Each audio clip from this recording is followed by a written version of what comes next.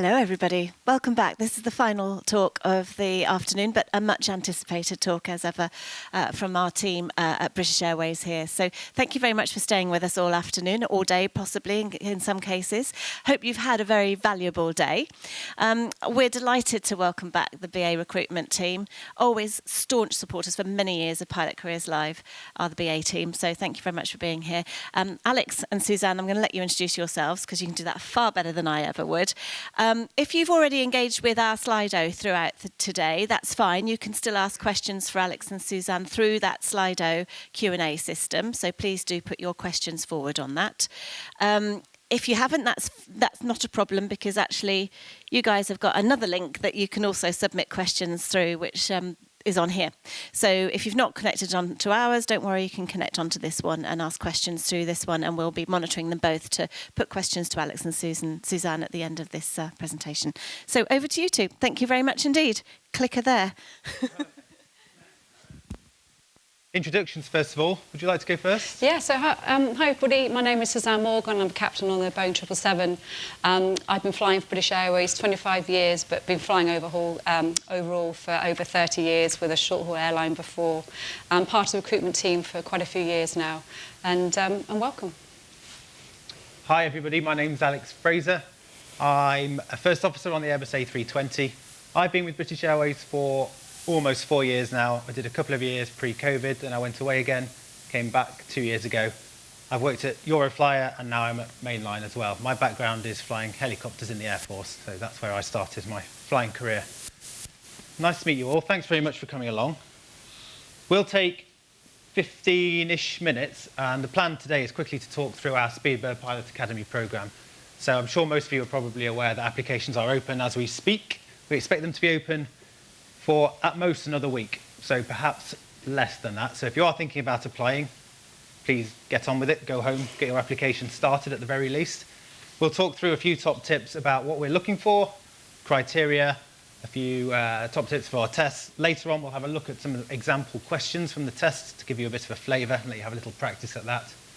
And then the best bit, you get to fire questions at us. Nothing too difficult, please.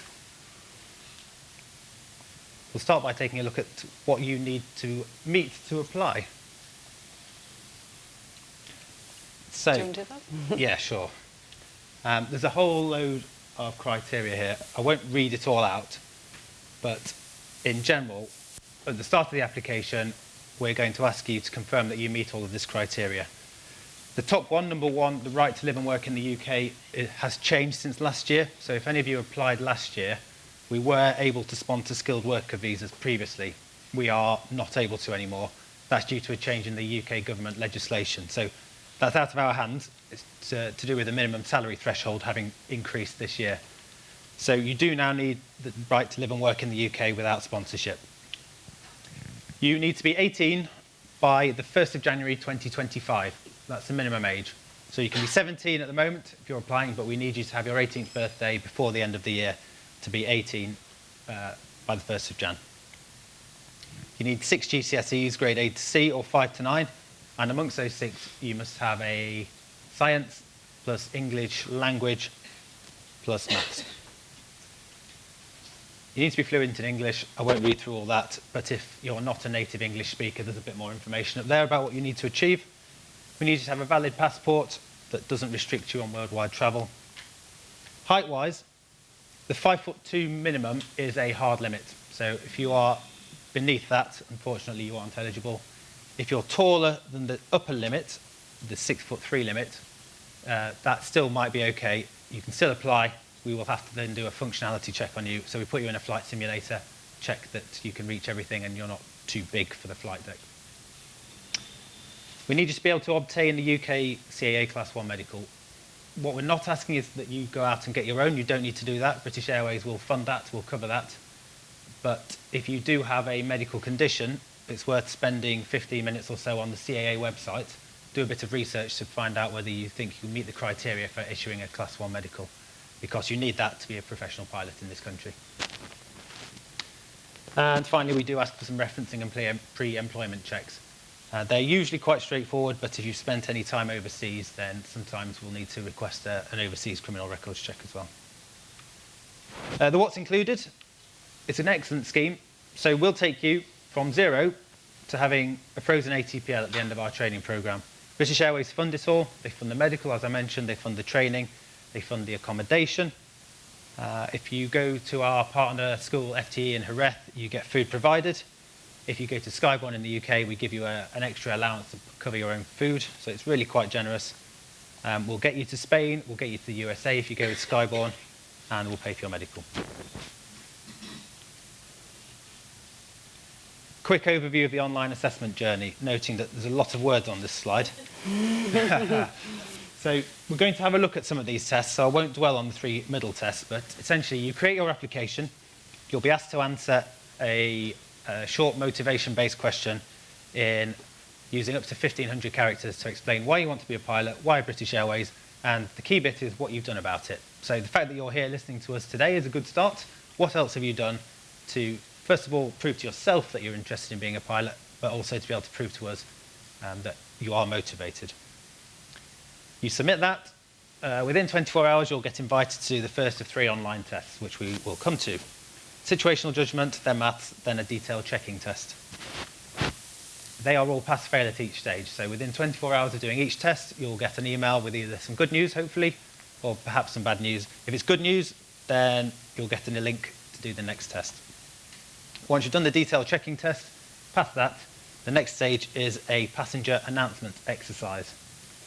If any of you applied last year, you might be expecting a video, read a statement type exercise. That's changed this year, so there's no video involved. It's just an audio clip. We give you a little situation. You're the first officer, you're on an aircraft, a couple of things have happened, deliver a public announcement to the passengers as if you are the first officer. What we're really looking for there is communication and customer service skills. So how would you deliver a slightly difficult message? How are you going to present yourself? Can you communicate clearly and confidently? We're not looking for perfect English, and we are not fussed in any way about accents. That's absolutely fine. We're just looking for good communication skills.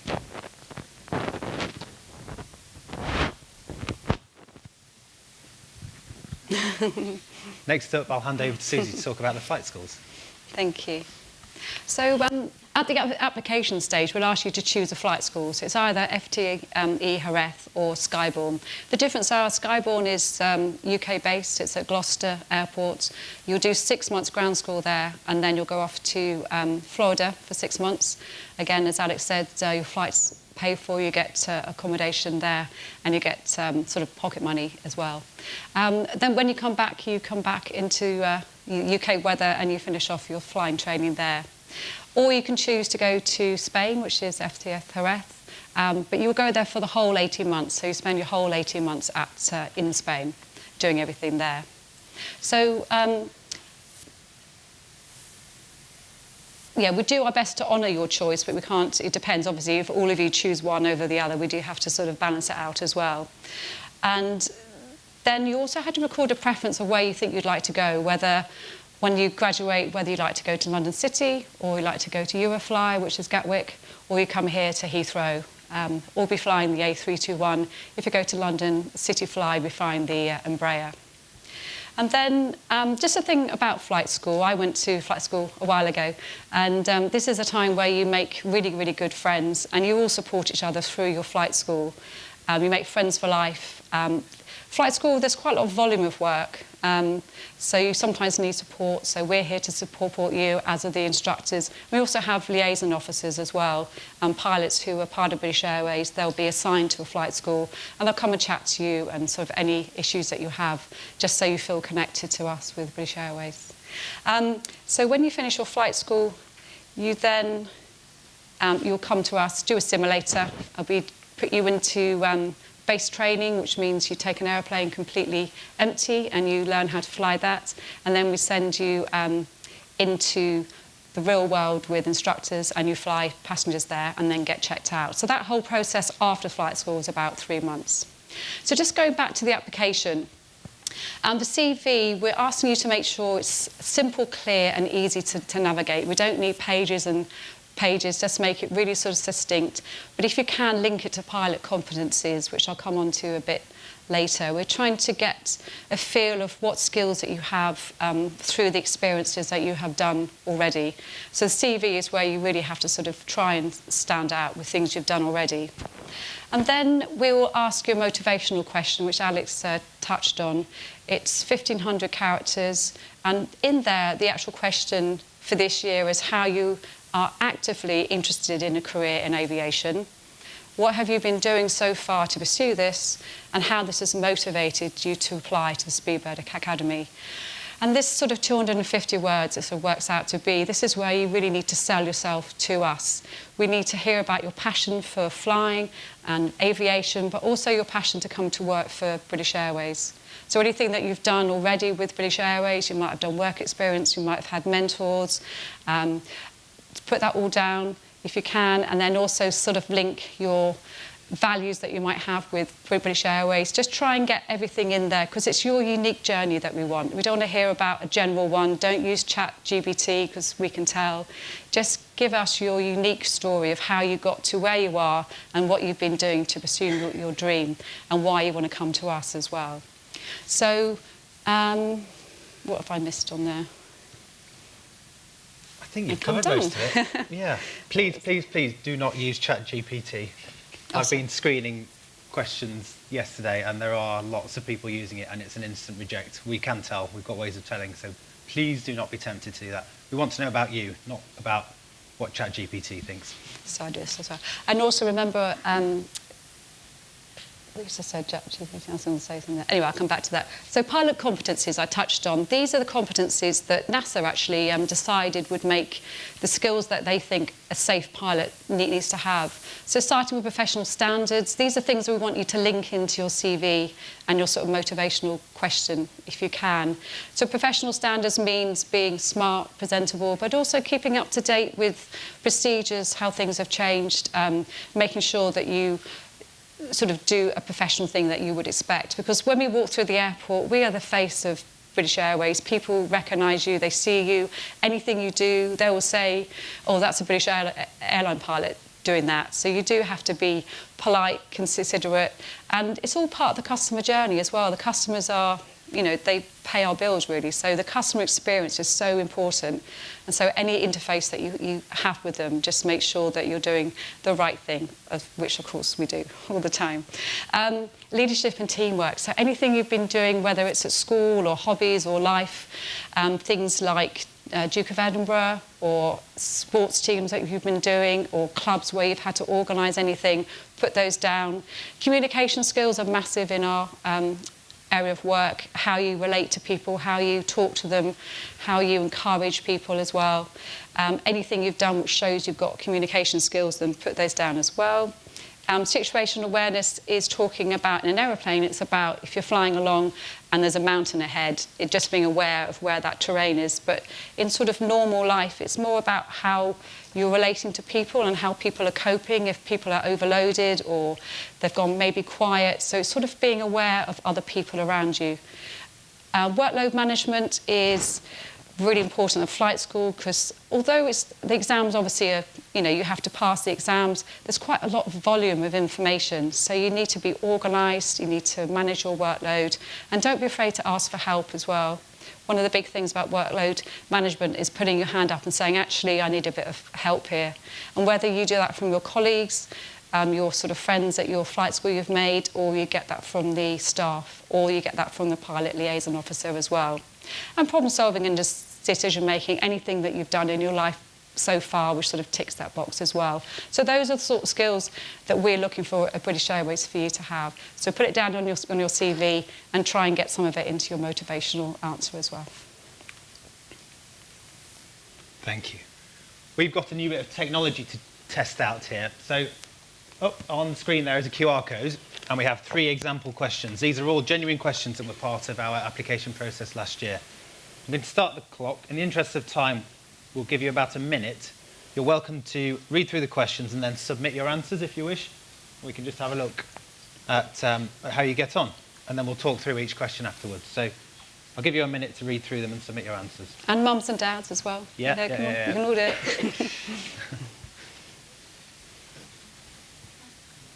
Sorry, I went over a bit.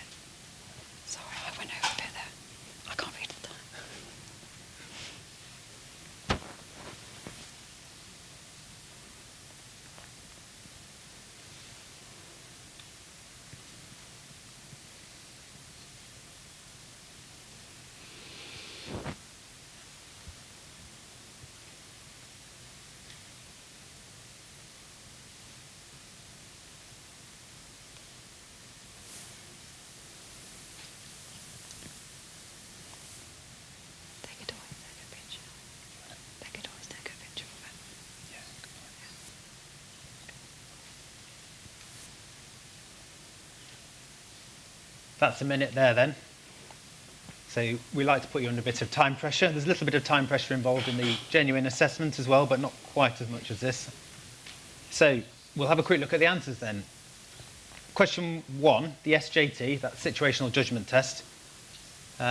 Quick show of hands, who put answer A? Excellent. So the reason that is correct is that it's the most logical thing to do in that situation.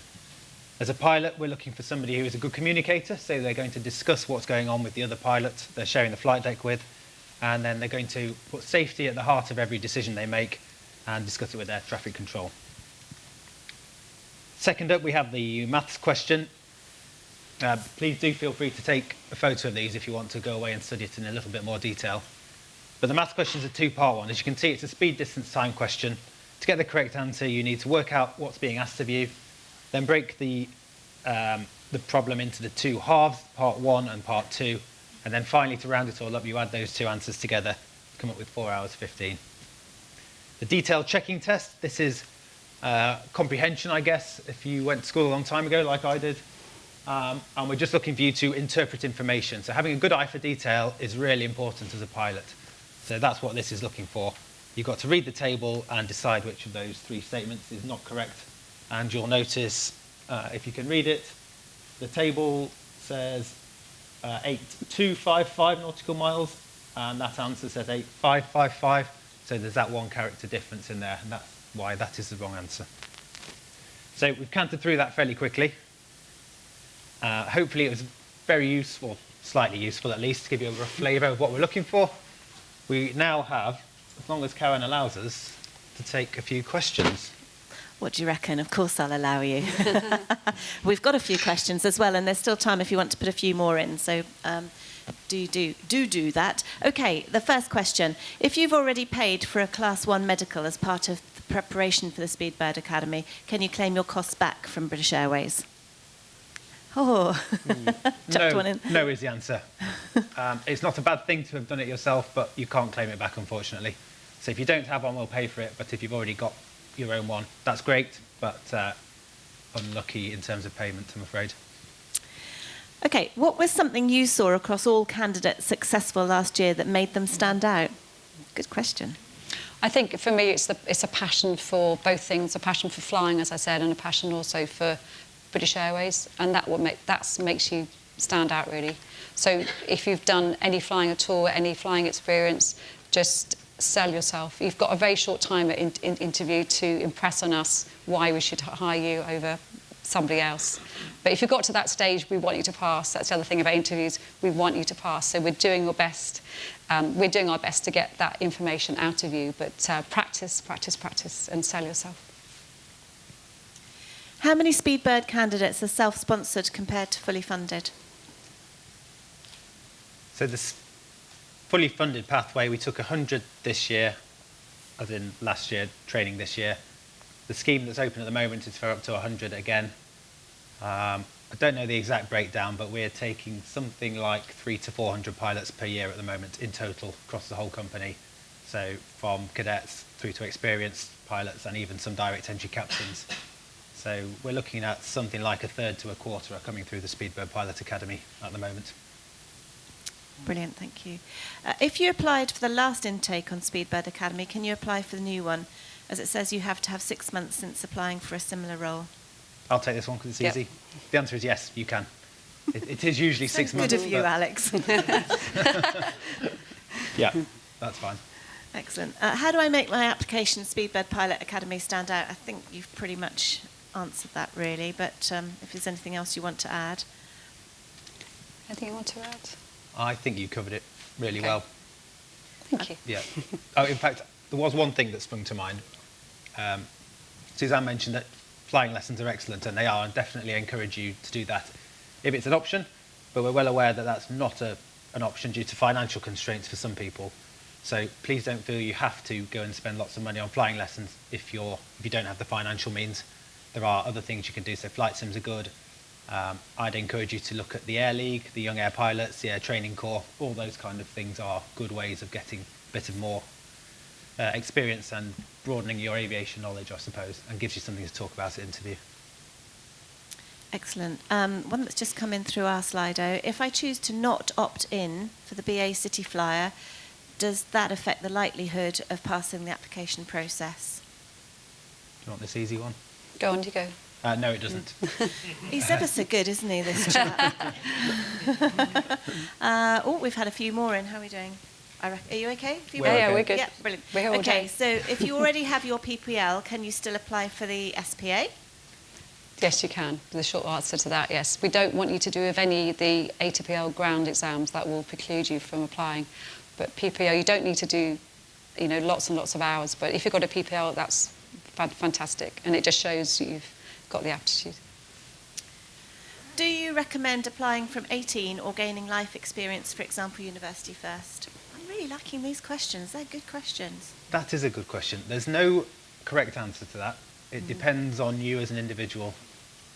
I didn't go to university. I started flying at 18 and it's worked out well for me, so I'd do the same again.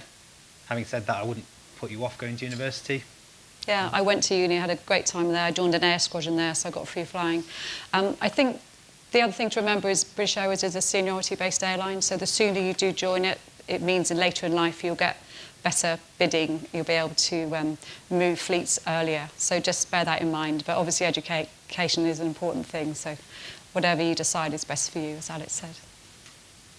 Okay, I'm 13 years old. I'm clearly not. But thanks. I'm 13 years old. What can I do between now and the eligible period to gain more knowledge? Good question. It's not me. That's Well done on showing an interest already at Yes. 13. I would say some of those suggestions I made earlier. So Air Training Corps, if that's an option. The Air League is great. The Honourable Company of Air Pilots and the Young Air Pilots are worth looking into. If you've got a chance to go gliding or flying, actually pretty much anything that gets you out and about, doing extracurricular, easy for me to say, extracurricular activities. So Duke of Edinburgh is great if that's an option. Sports are good. You can extract lots of positive things from almost any sport. Team sports especially, you might get a bit of leadership. Anything else? I think, yeah, they've also got the schemes run by the Department for Transport Resilient Pilot, which is aimed at that age as well. It goes further up as well, but it starts from 12. And they will do webinars and things like that and get together. Also, think about getting a mentor. So there's a platform we do with British Airways called Speedbird Z. You find it under ba.com/careers, emerging talent, and then if you go to work experience and click on that, it takes you into this Speedbird Z platform. You can do modules on there, you can do work experience with us from the age of 16, which again will look great on your CV, and you can choose a mentor there. There's across the aviation roles, there's engineers, there's pilots. Choose one of those, link with them, ask them a question, and again, when you come to apply to us, put that down on your CV that you've had a mentor for 2 years, or it would be a long time, won't it? It would be, do my maths quickly, 5 years. I mean, it just shows that, again, you've been connected with us for a long time and you've been wanting to fly for us for a really long time as well. I have 2 more questions. One is, how are you doing today? That's come in from the audience, so fine, thanks, you guys. Voice is going a bit. And then the last one, and I think it's a really lovely one to end on. What's the favourite thing about your job? It's really hard to pick one thing. I absolutely love when it's a grey and miserable day, you've got up horrendously early, driven to work in the rain, and then you get airborne and you climb through the clouds and suddenly the sun's shining and you're going somewhere exciting. That feeling is really, really nice. And I don't think I will ever get bored of that.